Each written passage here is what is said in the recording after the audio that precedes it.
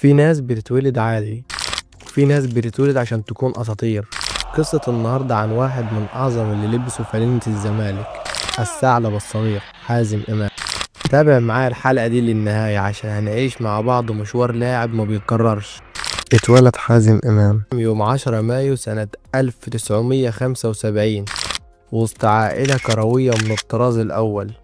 أبوه هو الكابتن حمادة إمام أسطورة نادي الزمالك ومنتخب مصر، وجده الكابتن يحيى إمام حارس الزمالك الكبير.